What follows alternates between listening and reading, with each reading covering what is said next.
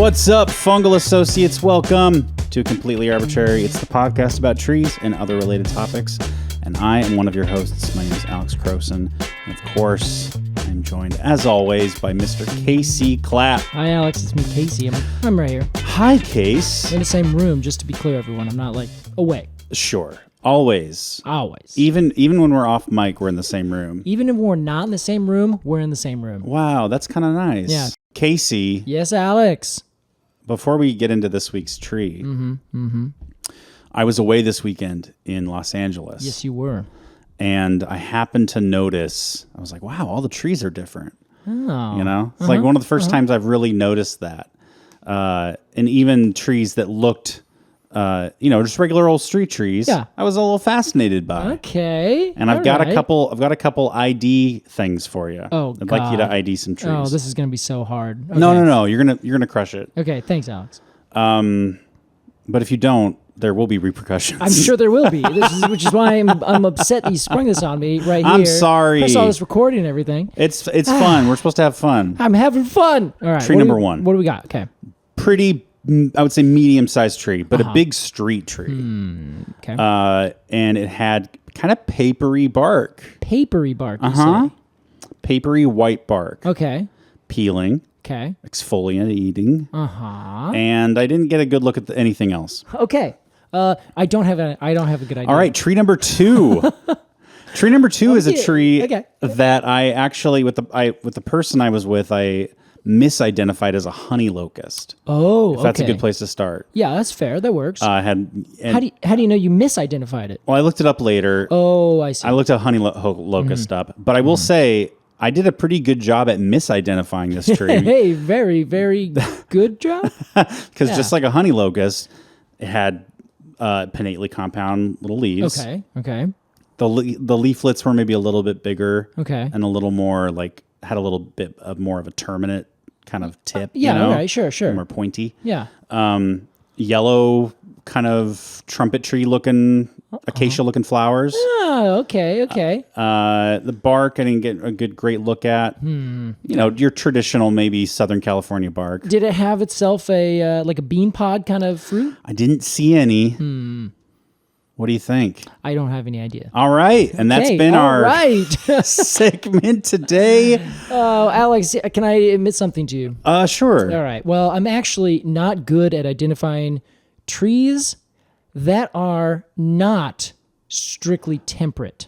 Oh, sure. Now, if you said, oh, I went to Japan and I was in Tokyo and I was walking around and I found this tree and you named those things, or you were in London or Moscow, or you name it, any other place, it's just a little bit further north. Yeah. I would be able to be like, oh yeah, it's probably this. It could be that. It could be over here. It could be this thing.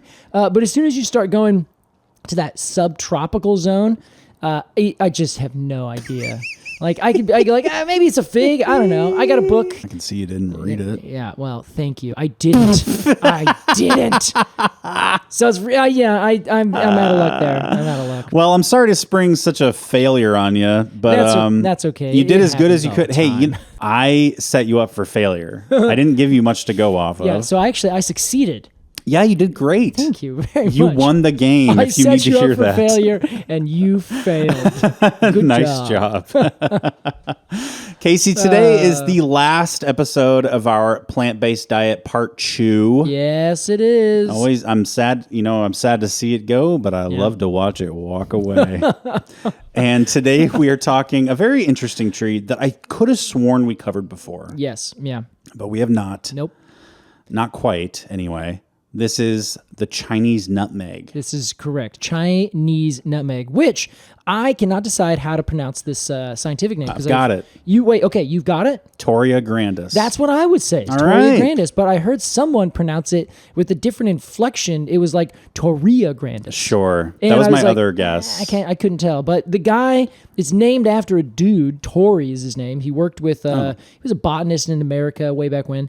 And so I don't know, I don't know if it was, if he had a name, but if I saw a person named Torrey, Torrey, yeah, I would say Torrey. There are pines named after him, Torrey pine, and I'm like, that's right. Yeah, okay, Torrey pine.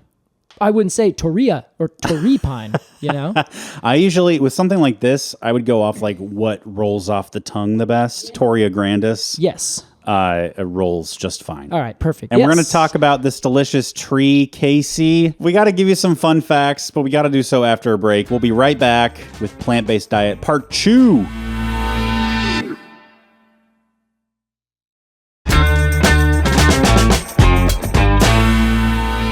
Welcome back to Completely Arbortrary. Today we're talking the Chinese-Nutmeg tree. Chinese-Nutmeg tree. Correct. Casey. Yes.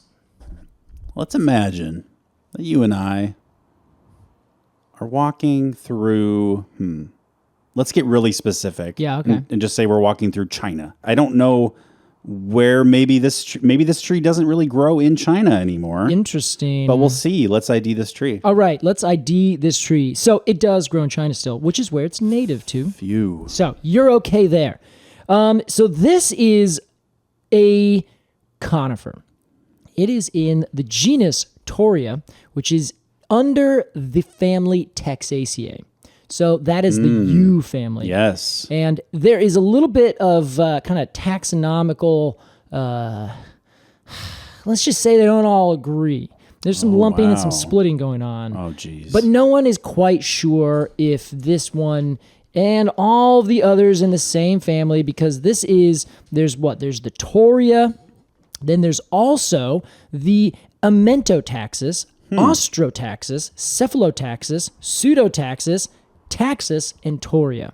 Wow. And that's all Taxaceae? That is all in the Taxaceae. And they are, some people move them around and say, these ones are all in their own family, their own order sometimes, because they're very complicated and they're like, they've gone the same way as the Cupressaceae, in that a lot of them are kind of these relic old species. And in fact, they were both connected. They're very closely related, the Cupressaceae and the Taxaceae. Interesting. More on that later. Okay. Can we call them legacy species? Ooh, sure, yeah, okay. Cool. Yeah, legacy species. Like sounds ginkgo good. is like a legacy species? I like that. Yeah. Okay, that works for me.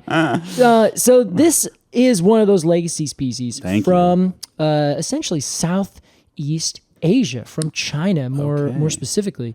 And it has been a part of that culture for a very long time. And because it is one of these yew-like trees, you can expect that there's one thing that's going to be very strange about it, which is the fruit. Yes. But before we get to that, let me tell you everything else that's boring about this tree. So when you see it, you can be like, oh, yeah, great. Anyway, where's the seed? Yeah, let's get this out of the way. All right. So it's a big tree, Alex. It grows about 80 feet tall, which is about 25 meters. And it gets 200 centimeters in diameter as about like the biggest general size that it gets. It's a good chunkin' tree. Came out as 6.66 feet in diameter, which is fucking metal. That's very large. Yeah. It's a big tree. That's wider than I am tall.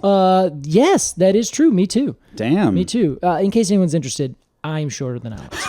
You didn't have to specify. I didn't, but I thought it would be important because I said anything wrong me with too, that. and that way I didn't want to insinuate that I was like, oh yeah, now that you mention it, We're the same height. I'm taller than you, and it is also bigger than me. Yeah, I also just like that it was technically 6.6667 feet, and I was like, nah, we ain't rounding on this. Hell no. Nah, not at all. I already like where this is going. Good. Is that where the devilry ends, or is there more? No, that's pretty much the end Damn of the it, devil. okay. Yeah, it will send him back to where he came from. But it's a reasonably sized big tree. You can get some good girth on it, and it can also get a nice big rounded canopy.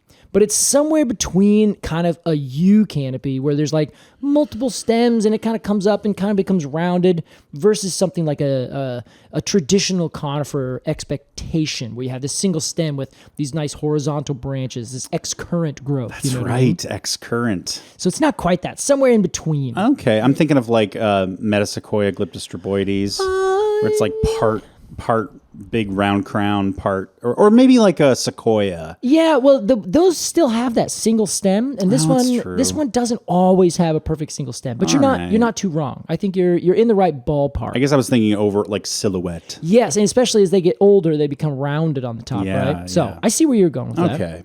Now, the other thing about this is that they are adapted to grow in kind of the understory area. So the big overstory trees, like the ones you just mentioned, will grow straight up really fast and get big and tall and kind of take dominance.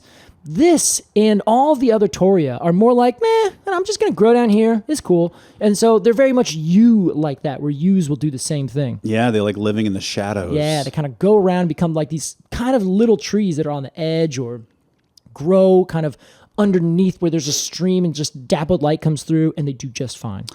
You say it's an understory tree. Yeah. But I heard that it's 80 feet tall. Yeah, well, understory trees can get that tall if they grow in the understory and then something in the overstory kind of falls away. Then they will say, "Hey, great, I'll take this." So it's kind of like they'll bide their time until they can take a dominant role, and then they'll take it. They'll do it. But they'll always be Jenny from the block. They'll always be an understory tree, an understory dog tree story. Yeah. So it also has normal bark. Like the bark of this tree has not jumped out at me. Somewhat kind of flaky, somewhat yellow-gray, brownish gray, weathers to a nice dark gray, which is kind of, normal kind of bark. It's a little shaggy. I think calling it normal is the perfect descriptor. It's just fine. Yeah. Honestly, sometimes you just have to say it is what you expect when you think of bark. Yes. And that's about it. Off the shelf. Yeah. Template bark. This is template bark. I love this. Hi, so this is what we usually start with. You can use this or you can just go crazy. And this tree's like, I'm just going to take that. I honestly like this good enough. And it was like, oh, well, that's very uninspired, but fine. So we'll skip over that. And now here's a fun thing. It has opposite branching. So its buds will be set oppositely and it will pop out and always have this kind of very flattened horizontal branching pattern with opposite branching, which is very similar to the metasequoia as opposed to alternate, right? Okay. So they're evergreen and the leaves are technically twigs, so don't it isn't quite this alternate versus opposite that you really expect from broadleaf trees. Like your maples are opposite, your dogwoods are opposite, and your walnuts and your oaks are alternate. I never really think about alternate versus opposite in terms of branches. Yes, exactly. I always think about it in terms of leaves. Right, but you have to remember that those leaves have buds that are attached to them that are also whatever that arrangement is. Yeah. So as soon as those buds grow and say they're vegetative buds, so they put out a new shoot, now that shoot is opposite. You'll notice this in ashes a lot, where ashes will almost be built of U's on top of U's on top of U's. Wow. And I mean this, I should say... The letter U. This is kind of interesting about it, though, is that the horizontal branching and the horizontal, mostly, except for one species, kind of leaf arrangement, is very telltale for how to identify the tree. So this is one thing that I found interesting, is that, in general...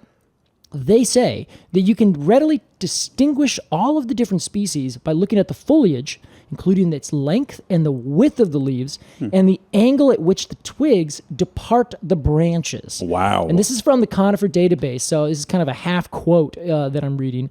But they also talk about the width of the stomatal bands and their bordering margins along the edge of the leaf, which is really curious. So I kind of looked through this, and it turns out, this is quite simple.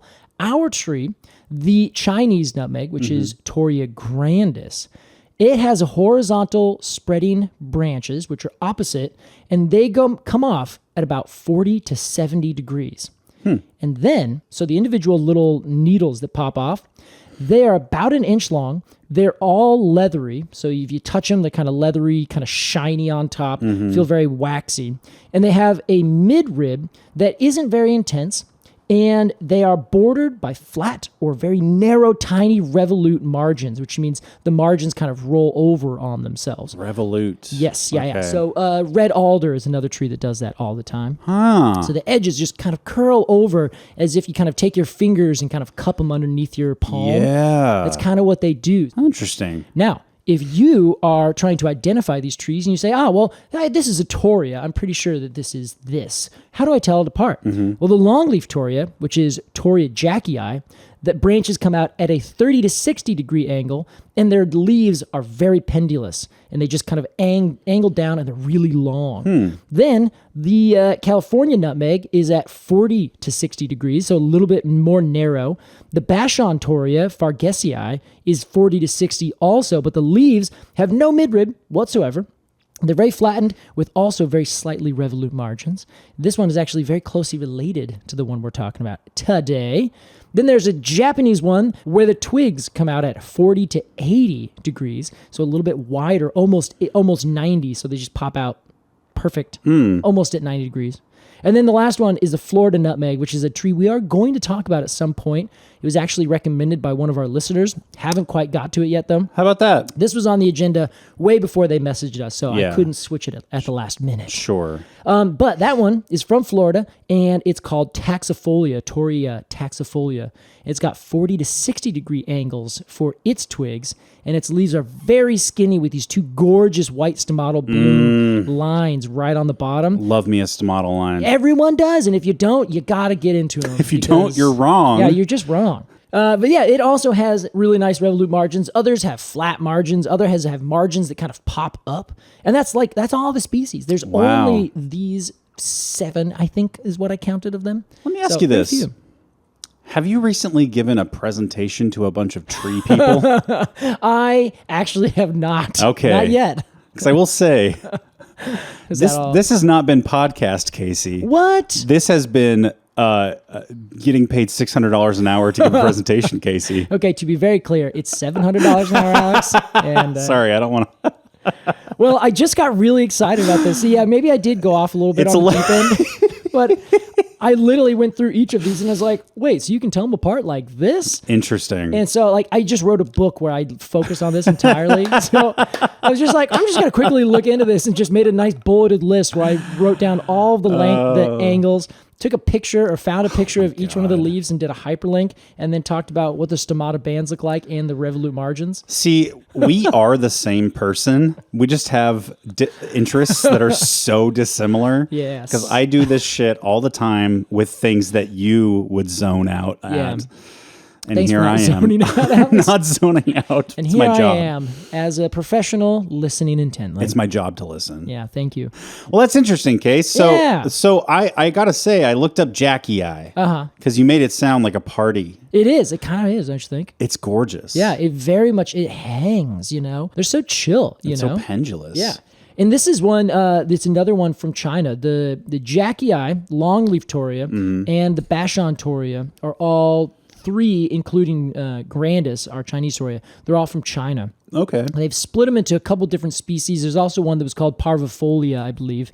And that one's like, it's actually just a variety of the one we're talking about today.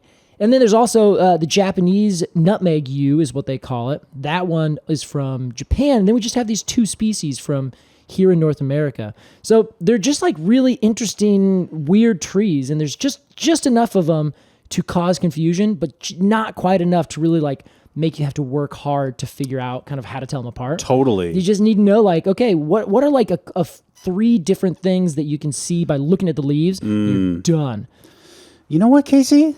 I gotta say, I think my brain chemistry has changed. Ooh. Because I bet you, in many ways, Okay. but I bet you that if you showed me a photo of grandis, Yeah. and you said, Alex, what continent do you think this grows on?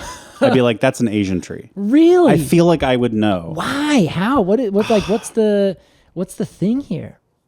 Vibes, man. I don't know, something about the combination of like the fruit and the foliage. Yeah, interesting. And then I see one here, growing next to the Great Wall of China. So that's a clue. So that really does set me off in a certain direction. Okay, well then, you're good. Casey, so I'm just itching to talk about the fruit of this tree. I knew you were. I'm very interested. So, this is, as I've said, a conifer. It is a gymnosperm. See, it doesn't appear to be. It does not. Why doesn't it? What are you looking at that tells you that? Well, the fruit. The fruit looks like almost like the fruit as a whole on the tree. It looks like a bit like an almond. It does. It looks just like an almond. And then the seed inside, what I think is the seed, looks just like an almond. Yes. Yeah. And if you take the coating off, it looks like an almond mixed with like a human brain. Yeah, that's good. Yeah. I think it's interesting because it looks to me like a plum. And there are other species, specifically in the Cephalotaxis, that look even more like plums to the point where you can like peel off the skin and it like looks like the flesh of the fruit we call plum. Weird. It's very strange. And it's fruity, it's fleshy, it's juicy. Yeah, it is. It's juicy and succulent. I have actually had quite a bit of experience with the California nutmeg because it grows at a local nursery I frequent. And I ended up saying, hey, this got some seeds on this. This is technically a cone of a conifer. May I take this? And they're like, yeah, I really could not care less. So I took it and I messed around with the kind of fleshy outer coating, and you smell it, and it smells like pine. Like it smells very much like, it looks like a fruit that you'd pop in your mouth and be like, ooh, that's sweet and tasty. But when you actually like get in and like kind of smash it around a little bit, it just has this piney scent to it. It's very fragrant in that kind of resinous scent that you expect from a conifer. Can I get something straight? Yeah. There's no fleshiness to it.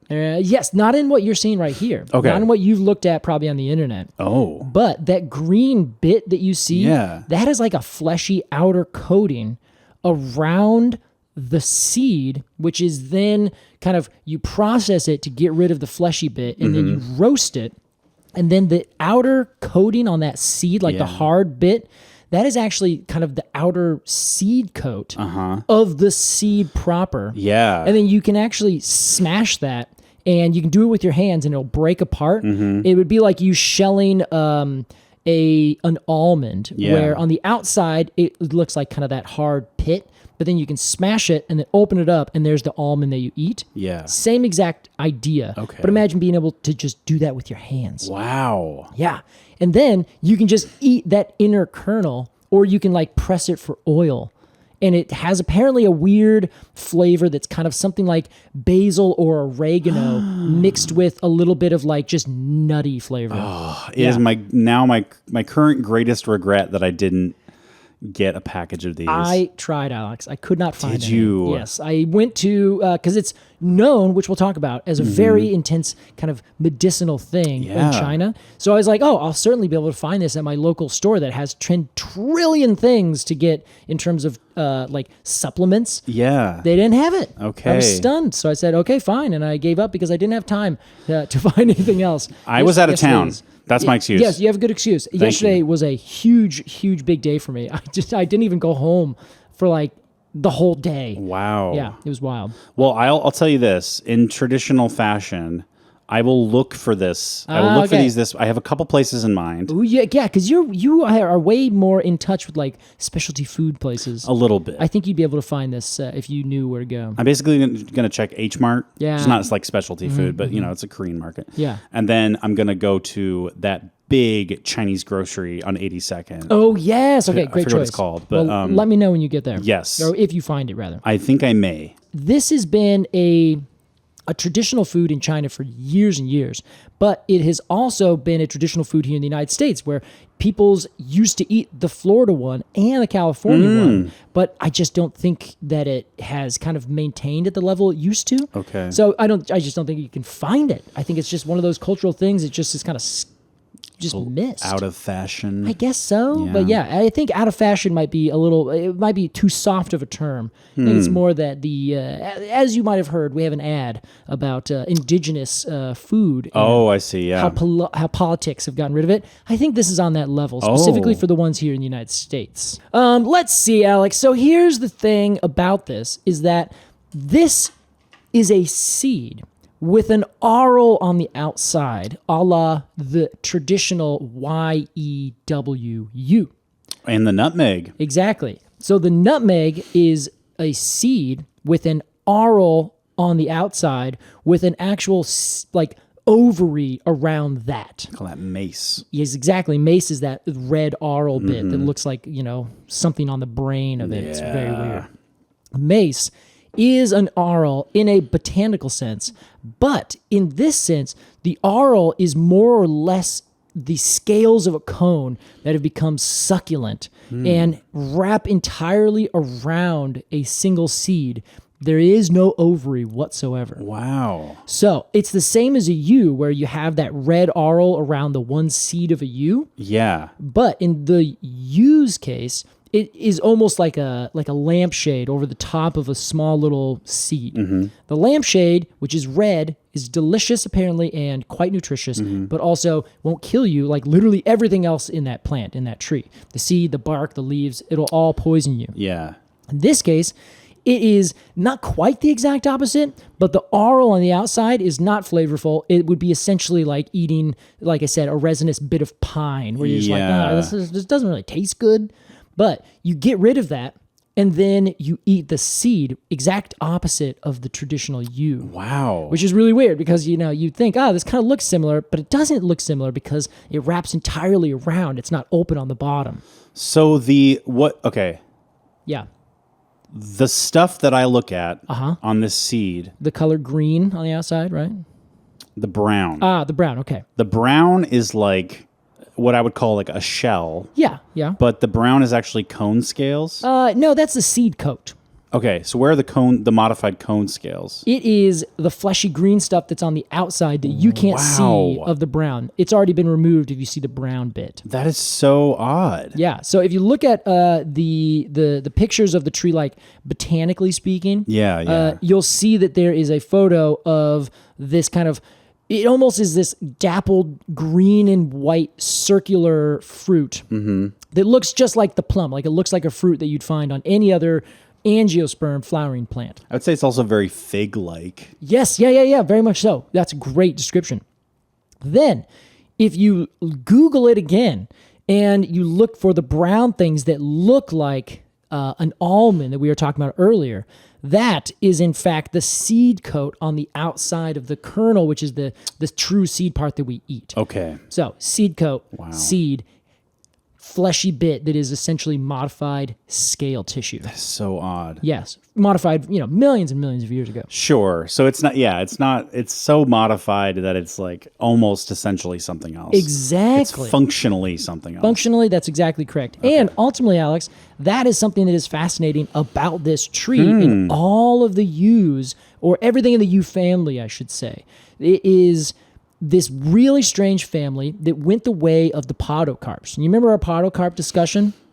No. Well, Alex, let me regale you. Please. So podocarps are this huge family of plants, and they're also a specific genus. So Podocarpaceae, inside of that is the podocarps proper. But then there are other different species and genre that all are mostly from the southern hemisphere. And they all have modified their cones to be one ovule with one amount of scale, and the receptacle ends up becoming fleshy with the seed kind of perched on top. Receptacle being the thing that holds on to the seed. Totara. Yes, precisely. Yes, which looks like a nutmeg, which looks like a cashew. Yes. Stuck in a little ball of clay. Yeah, exactly. It's so that's exactly it. So that is what the podocarps like. Yeah. Right? So the podocarps have done that essentially for birds, animals. They have now said, okay, great, angiosperms, killer idea. I'm going to take that and I am going to run with it. And they've been wildly successful. Same thing happened for the yews. There was a moment about 175 million years ago. And when I say moment, just give me maybe a million years on each side of that. How do you know? This is a window of like several million, tens of millions of years. Precisely. Yeah. So during that moment window, there was a really interesting event that I learned about, that I've heard about, but I had to say, okay, finally, Casey, you need to do your research on this. What the heck is it? It's called polyploidy, otherwise known as whole genome duplication. Polyploidy is my favorite Pokemon. Yes. Oh my God. And what is its ability? Its ability is to turn itself from 2 things to 4. Wow. Or, from 4 to 8, or from, 2 to 6. Oh, careful. Yeah. That can get out of hand fast. It very much can, as long as it is an equal or an even number, excuse me. That's all it is. That's all you gotta be. So polyploidy. Yes. Polyploidy.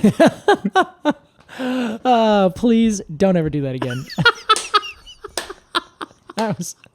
That was the worst. That's what he would sound like. Well, I mean, maybe if that's your opinion, but yeah, what if it's like polyploidy? Okay. I don't know. Yeah, yes, you it's think of fun. something. It is. But you didn't like mine. I didn't like yours, and that's okay. We're friends, and I feel like I'm comfortable and confident enough to tell you straight to your face that freaked me out, man. I might do it again before the day is over. Yeah, I'm sure you would. Yeah.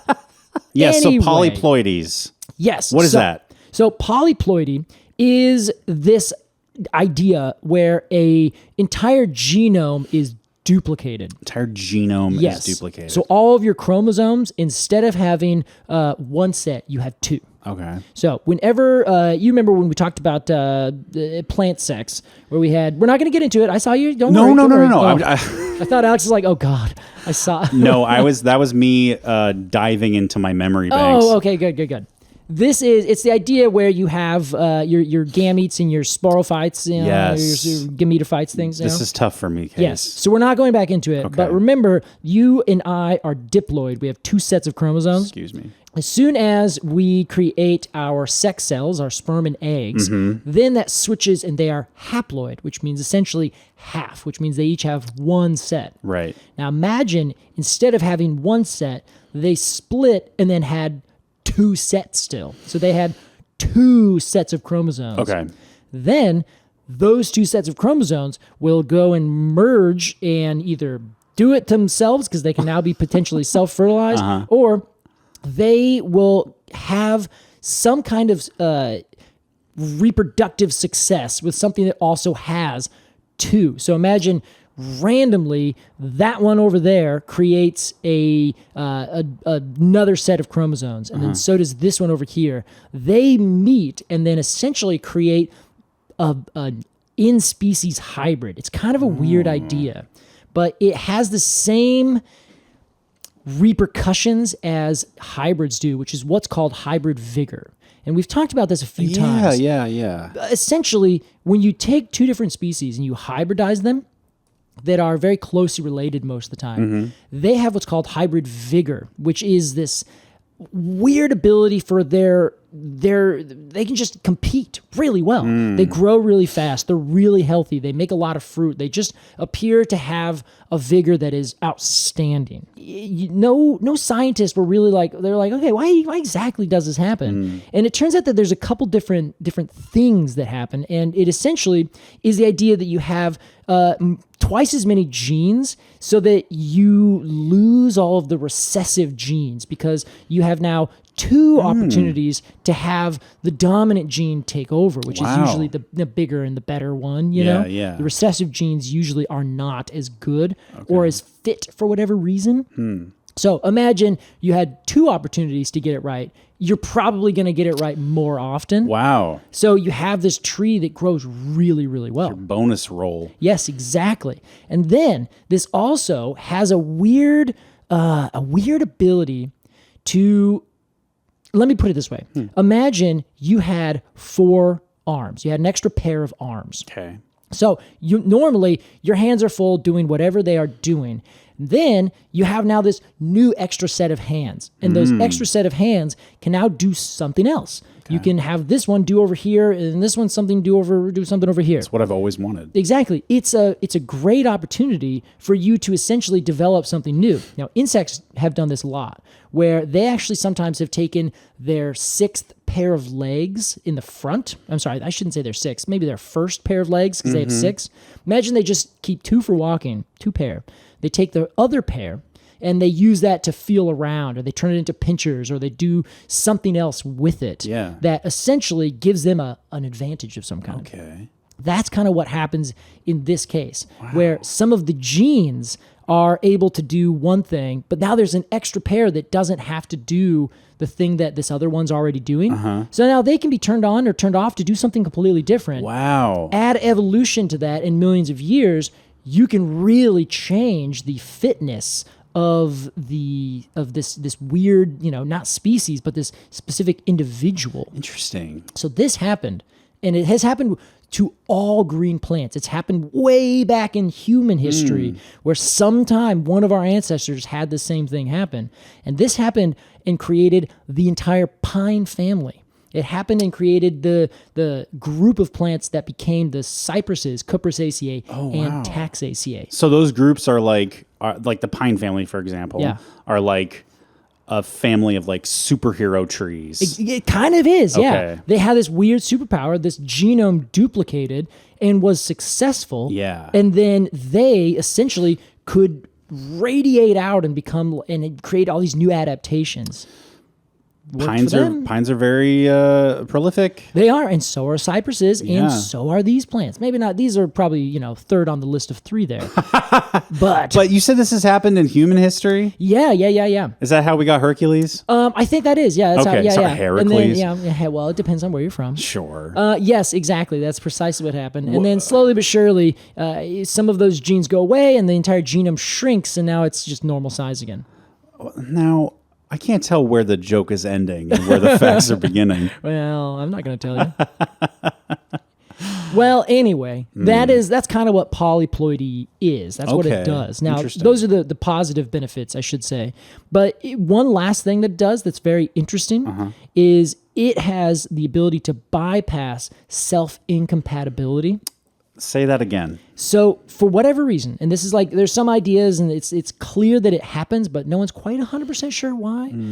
It has the ability, if you have this polyploidy, you double your amount of chromosomes, it will help you as an individual bypass self-incompatibility mechanisms that plants have, which essentially make themselves infertile to themselves. Because remember, they put out pollen and they put out ovules, but they do not want their own pollen and their own ovules to get together. They kind of cancel each other out and there's no reproduction. Exactly. They are self-incompatible. But this bypasses it. Exactly. Are you telling me? I've got some ideas, Case. Yes. Oh, yeah. You're gonna try to double your genes here? Okay, I like this. I'm sorry. So it can kind of make it work that they can self-fertilize. Wow. And they can also jumpstart asexual reproduction. Which means if there is a genetically isolated individual, it would be able to essentially randomly double its genome and then be able to work with itself, adapt to its new surroundings. And this is kind of assuming that the environment is mostly static. It doesn't change a lot. Because if you have your own genes that don't change intensely and you're really good, a la, say, the Sahara cypress, really good at doing what it does, and it just kicks it. This is a similar idea, but imagine that it did that for millions of years, got really good at its particular environment to the point where it made up the genetic diversity almost from scratch and then started to become its own species again. This is what happened. This is why people are so afraid of AI. Yeah, exactly, because it's going to do this. It's going to figure this shit out. This is the tree singularity. This is terrifying. Now, I should say, there are some negative aspects, one of which is very interesting, which we're not going to cover. Read The Vital Question by Nick Lane, and they'll get into this. But essentially, you now doubled the amount of volume that the nucleus has inside of a cell. Okay. If you double the genome. Yeah. So you double that genome, now you have twice the volume inside of a nucleus, but that actually only increases the surface area on the outside by 1.6 times. Okay. Not twice. Yeah. Which means you have double the amount of information trying to get out, but essentially 1.5 times the space for that information to move through that cell membrane. Okay. That's as far as we're going to go. Oh, thank God. It causes problems. Causes problems in my brain. Yeah, it does. And so go read that book. He talks all about it. And so it could create essentially a world where your cells just don't work properly. Wow. So it sometimes is a failed experiment, or not experiment, just randomly happens and then doesn't go anywhere. Okay. Sometimes it does, sometimes it doesn't, and other times it messes up like epigenetic stuff where you have 2 genes. If you only had the one set, it's perfectly adapted by what the environment is doing around it to succeed in that environment. Then you double that, and now you have some genes that turn on that shouldn't turn on, and you're not quite as fit. Interesting. So if they do turn on and you are more fit, nice work. You've succeeded. If they turn on and you're not quite as good, you have not succeeded and you will go straight to hell. So to speak. So that's kind of what happened. And it was apparently wildly successful. Wow. But it also created this particular brand of cone that one kind of verged off and became all the Cypress family stuff. And that includes the U, which has that delicious little berry-like thing. Yep. But then it also created the Taxaceae. So at some point they split off and then created this entire lineage of plants that have these really delicious-looking, succulent berry-like things that became wildly successful for things like birds and animals. And junipers as well, right? Yeah, well, they're in Cupressaceae? They're in Cupressaceae, yeah. I was just talking about Taxaceae. Yeah, but still, is Cupressaceae like weird? Oh, it is. It's really weird. I feel like all the weirdest conifers are in Cupressaceae. Yeah. Or at least very closely related to Cupressaceae. Yeah, I agree. Except, you could look at the Podocarpaceae. I think that might be the family that really freaks me out the most. For sure. But they're off on that little island so far away that we don't even talk about them in the main narrative. Yeah, exactly. Yeah, we just that gets like the epilogue. Yeah, and Cupressaceae is like in the court. Like they're one of the main players. Everyone's gonna be so mad who's like lives in Australia, New Zealand, and South America or South Africa. They're gonna be like, "What the hell? Come on, guys." We're not talking about you. We're talking about somewhere else. Anyway, Don't worry about it. Fascinating stuff, Case. Fascinating stuff. Now let's fast forward to let's say Tang Dynasty in China. Wow. Okay. Okay. I mean, I'm just guessing. Sure. Now, this ended in like the early 600s of the Common Era. So not too long ago. Man, Asian history is just such a blind spot for me. Yeah, honestly, it is for a lot of people, especially here in the West. They've written it down. We know a lot about it, but no one paid quite as much attention and put it in our history books as other places. Got plenty of British. Yeah. Oh, we got plenty of British history. Interesting. Yeah. Very curious. So the what dynasty? Tang, T-A-N-G. The Tang dynasty. So this tree, fast forward from this weird kind of evolutionary history, it spread across the northern hemisphere and then ended up in these little refugia and became legacy species. Lovely. Now, we had, as we've talked about, we have two species from North America, one that grows down in kind of semi-subtropical California and semi-tropical Florida, Georgia, in that area. Then we have these other species that grow in similar habits, or similar habitats, over in China and Japan.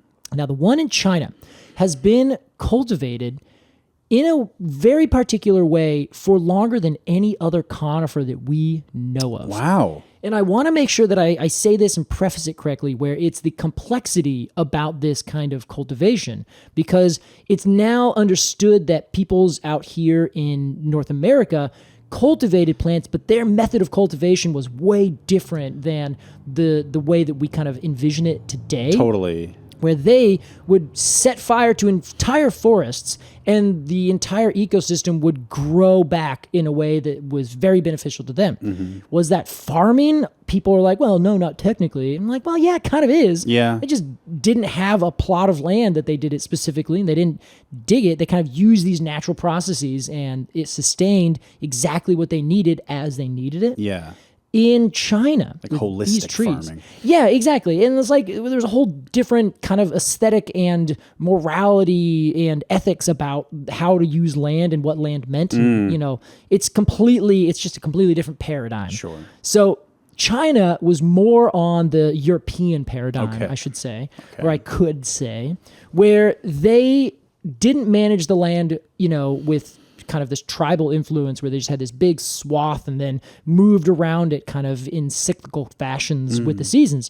They were more sedentary. They created this agricultural community, and they would run their farms and things based on that particular spot of land. Okay. And this is very much simplifying it. Go read your histories about that. This is more like crops in a field farming. Exactly. Okay. And as we know, people in China and Japan have done specific culture on trees for thousands of years. Go listen to our Sakura Yes, exactly. episode.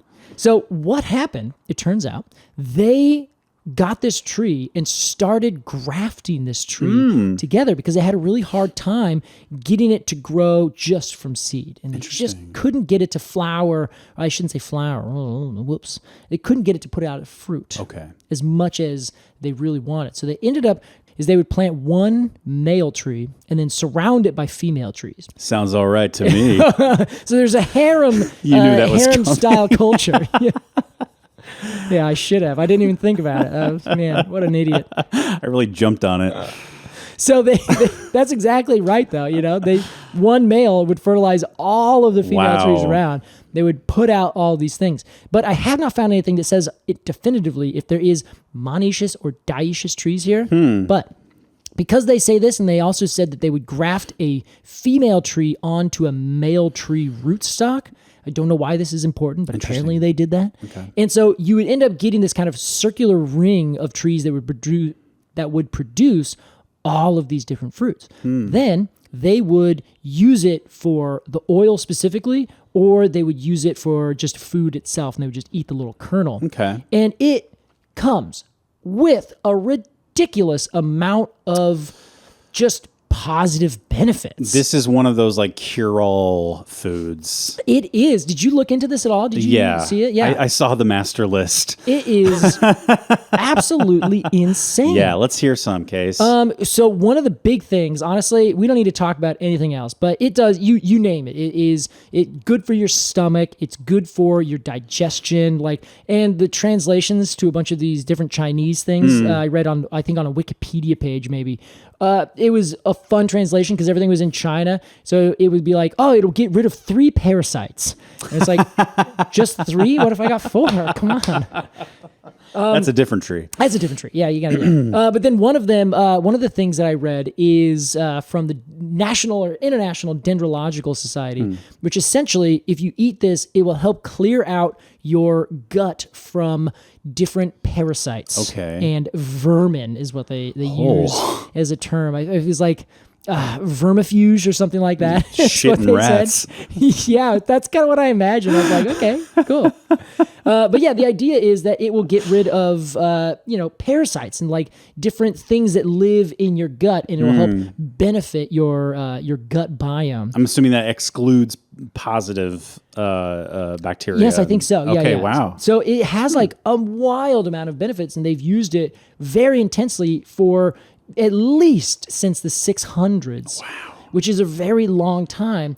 And it's, in terms of conifers, it's the longest time that we have records for someone to use conifers not for their wood or some other kind of resource, but specifically for their fruit. Interesting. In such a very particular, agricultural kind of way. Yeah. More like an orchard in a garden, as opposed to burning the forest to make sure that there's a lot of this particular pine species that we collect the seeds from. You know what I mean?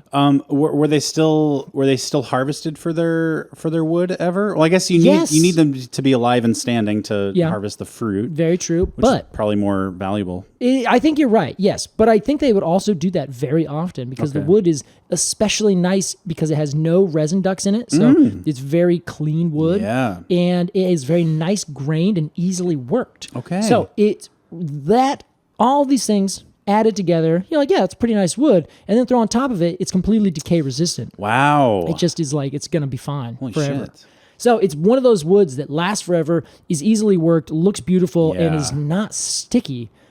Yeah, please. So that's pretty much the thing about this tree. Like it's been used for so long that it is the world's oldest specifically cultivated conifer in such an intensive kind of way. Totally. That's very maybe this sounds a little Western centric, but like, or not even Western centric, but like Eurocentric,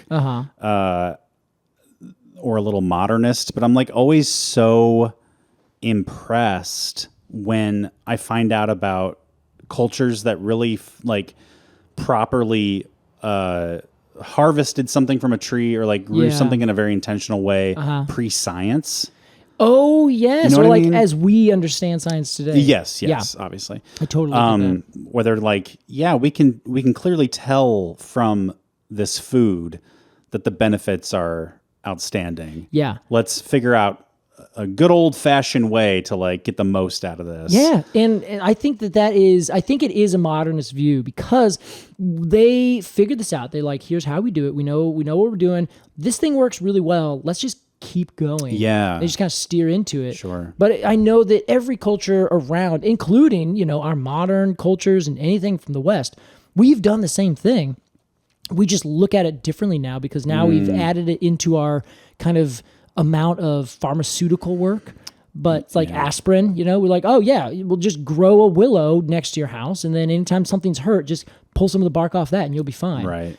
But you didn't have to particularly graft a good willow onto another thing. You just kind of look away and it grows really fast. Right. So I agree with that. I think it's great when we kind of learn how to do something and then just like steer into it. Yeah. That's one thing I've really come to appreciate from this podcast is just like human ingenuity. Yes. It's pretty stunning. Yeah, especially if you look at it the way I think you are. We like kind of like, I don't know, not seeing it as, oh, these poor people, they had no idea what they were doing. Looking at it like, oh no, they knew exactly what they were doing. Yeah. We just wouldn't say it or frame it in the same way as we do today. And they did it all without Google. They did it all without Google. That was just passing down information, Yeah, it's pretty incredible. Yeah. A gorgeous tree, an incredible tree, and a tree that we have to give a rating to. But we must do so after a quick little break. Listen to the ads. We'll be right back with the grand conclusion. The grand conclusion of plant-based diet part 2. Yeah, you think it's gonna be another 10? We'll see.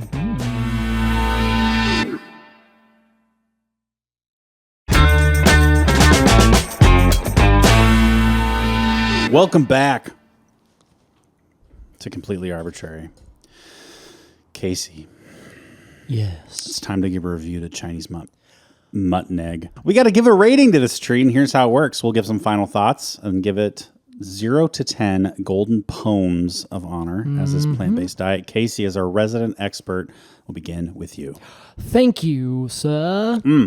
Wow. So, I have wanted to talk about these kinds of trees for a long time. Most specifically because I've heard of the Florida Torreya. I've heard of the California Torreya, and I knew a little bit about our Chinese-Nutmeg Torreya grandis.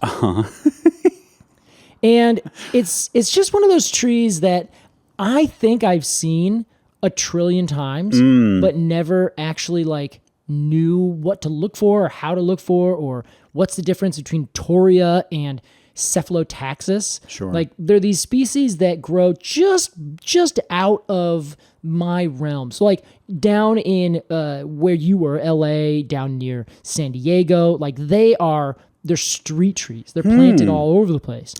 Not this species. Yes, this species. Oh. Yeah. You can go, or at least certainly this one is likely to be there. Okay. But certainly the Japanese species is around. That's very common. And you could go down just to the southern Oregon coast, potentially. My guess is probably, but a little bit further south in California. And then you can find the California species just growing wild, next to the redwoods, next to, Point Lobos, these kinds of things. So like, it's always like there, but for whatever reason, it's just been out of reach. Yeah. So it's been out of mind. Though I think it is one of these fascinating trees that I wish was around because then I could eat these little kernels and we could find these gorgeous trees and I could actually see what they look like growing as a street tree or something like that. I could see what the wood looks like carved into something cool. So this, for me, has been a bit of an introduction, but also I want to know more. Like, I want to get this ID down because apparently it's not that hard. You just gotta kind of know what you're looking for. You know what's happening here, Casey? What? This is like in a movie, like in a teen comedy.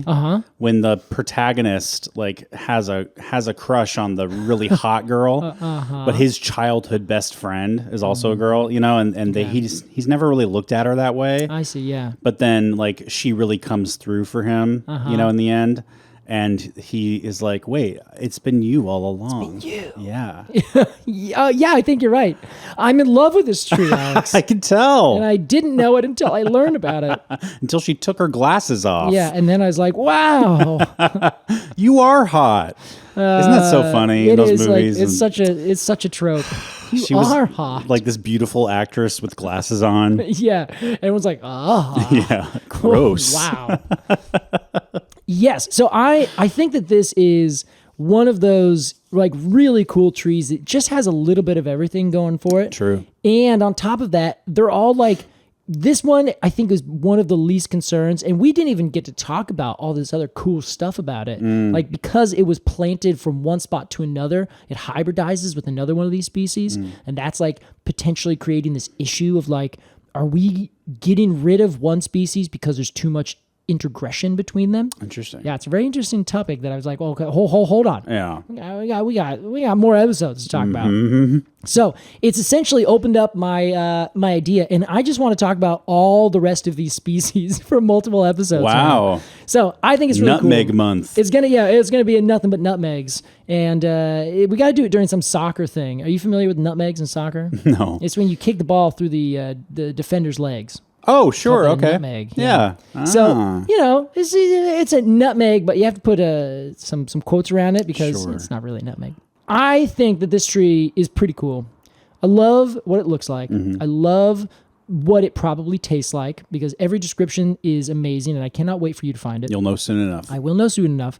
And I love the idea that it also gives so much in a way that you would expect normally a tree that is a yew or something even closely related to it to like poison you. Yeah. Like this is the tree that's like, you know what? I'm on your side. I'm not going to kill you guys. You guys are cool. Here, take this. So I'm thinking the same thing. So I'm going to give it an exact 8.0. Okay. Golden Cones of Honor, the Chinese Torreya, Lovely. because I think it's cool. Or rather the Chinese-Nutmeg, which I think is cool. An 8.0. An 8.0. Okay, great. Right down the gullet there. Yeah. Delicious.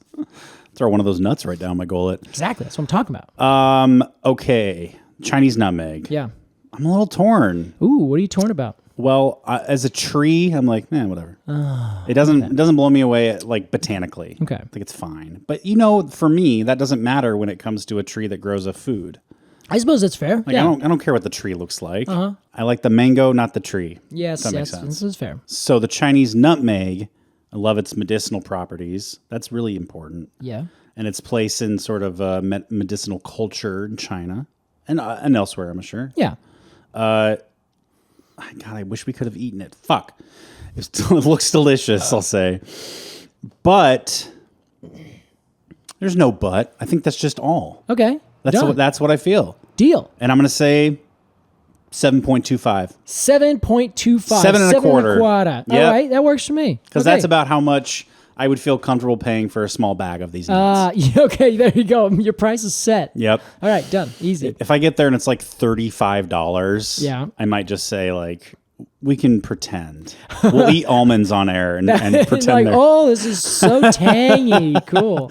Wow, it really has a citrus-like flavor.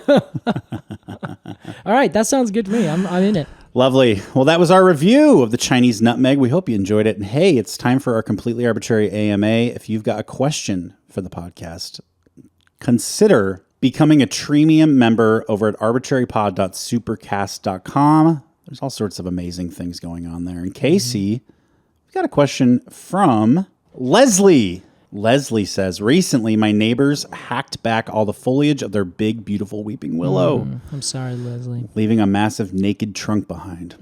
I hate this. I was piping hot mad and Yep. very judgmental about their choice to murder such an amazing tree. As you should have been. But now the naked trunk has started to sprout foliage again, Okay. and now it looks like a giant Joshua tree. So, was it attempted murder or a really bad haircut? Do people give willows haircuts for a particular purpose? Okay. I'm dying to know, but also afraid if I ask I may start a feud. Leslie, Don't fall into that trap, Leslie. always start the feud. Always start the feud. Always be starting. People say I need to work on my abs. Yeah. Always be starting feuds.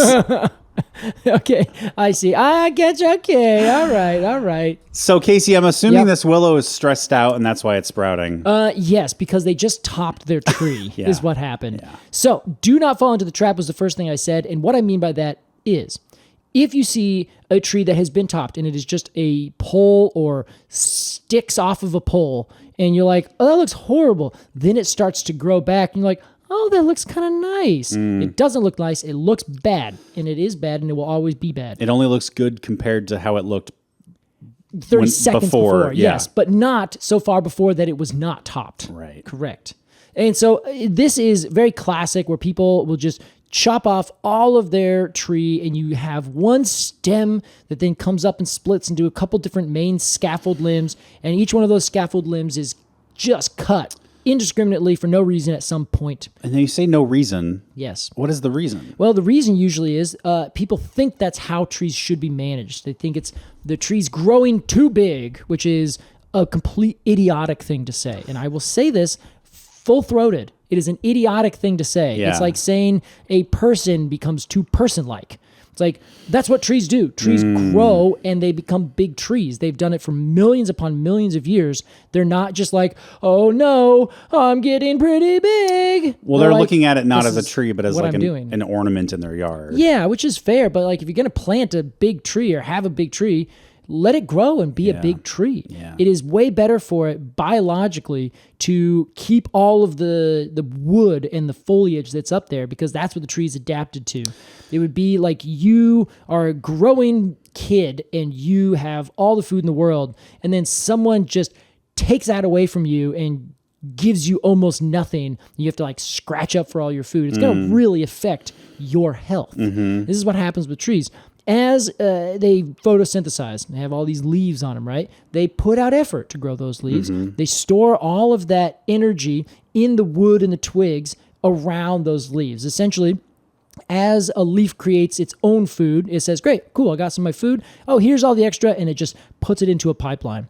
As that pipeline goes down towards the rest of the tree, all of the other bits and parts take from that pipeline first. So it always starts from the leaf, then it goes to the petiole, then the twig, then the branch, so on and so forth. It's kind of siphoning off the resources. Exactly. Now, the tree should make enough that there will be plenty to go all the way down through the main stem into the roots. And that is how a tree functions.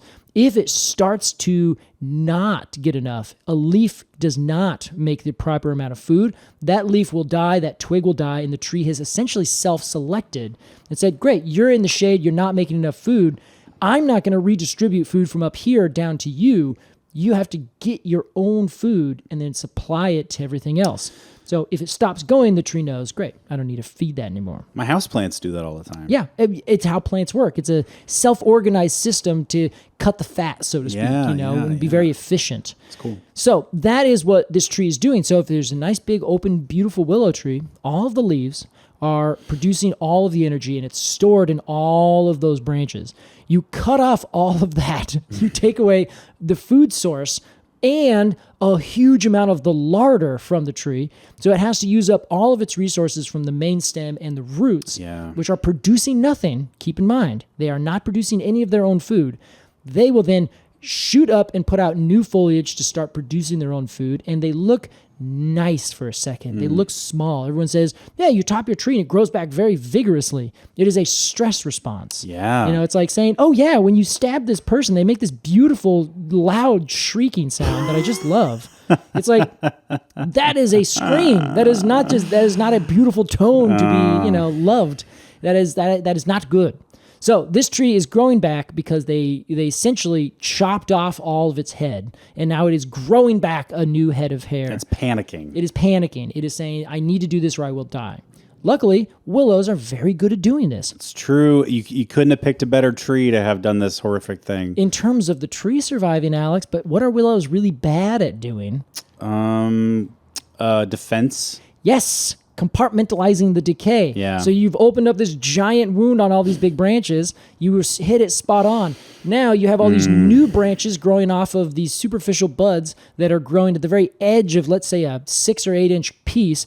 That 6 or 8 inch piece is going to immediately start to decay over the next several years. Yeah. while the rest of it is growing really big and obnoxiously large, which means you're putting more growth in a superficial way on something that is actively decaying.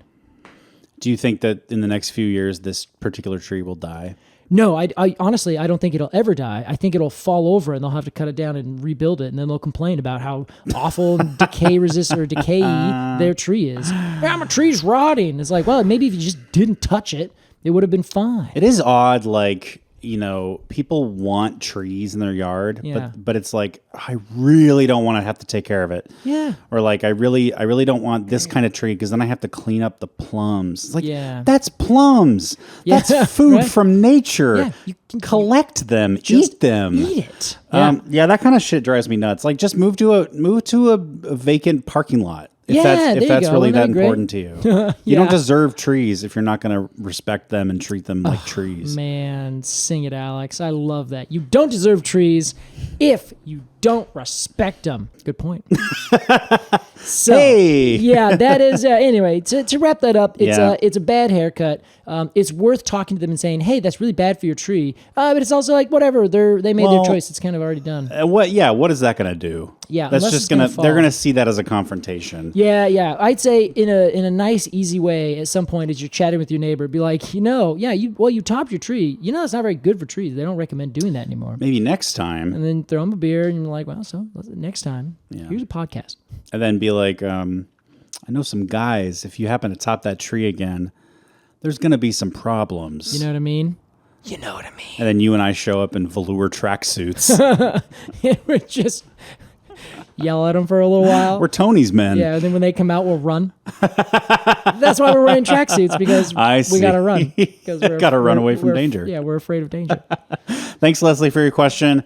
As I said, if you've got a question for the podcast, or if you want to support the podcast in any way, or if you want monthly cone stickers illustrated by independent artists sent to your physical actual mailbox with a little info card, consider becoming a Treemium member today. 707 people are currently Treemium members, Casey. How We about love that? every single one of you like our own children. We sure do. Your daddies are very proud of you. And that happens at arbitrarypod.supercast.com. That's ARBORTRARY pod.supercast.com. Of course, another way to support the podcast, buy a piece of merch. Go over to arbitrarypod.com/merch. That's right. We've got totes, we've got t-shirts, we've got stickers, we've got patches. A lot of fun things happening there. It's all beautiful. Everything there is beautiful. And a once-in-a-lifetime opportunity is coming to all merch heads. Mm-hmm. And I do mean heads. Casey Clapp. Alex Crowson. Thanks for chatting with me today. Absolutely. Thanks for chatting with me. I appreciate you doing that. Yeah, we've had just a weird few months. Yeah, there's been a lot of weird stuff going on. You were working on your book, and now that's done. And then I was like sick for a little while. Then I was gone, and then you were gone, and then I was gone. Stuff. Yeah. And I feel like we're back in the saddle. Back on the straight and narrow. For the sequel. Yes. What sequel? They're back in the saddle. Blazing Saddles 2, back in the saddle. Sure. Or you know what I'm saying. Maybe you don't. That's okay too. I do know you're saying yes, we are, and ideally, it's just going to be a lot of fun. That's what I'm shooting for. Yeah, we're going to take off at a gallop to continue with the metaphor, and we're going to talk in horse tones. Yes. Continue the metaphor about nothing but nutmegs. You know what I say to that? Nay. Oh. All right. We'll see you next time, everybody.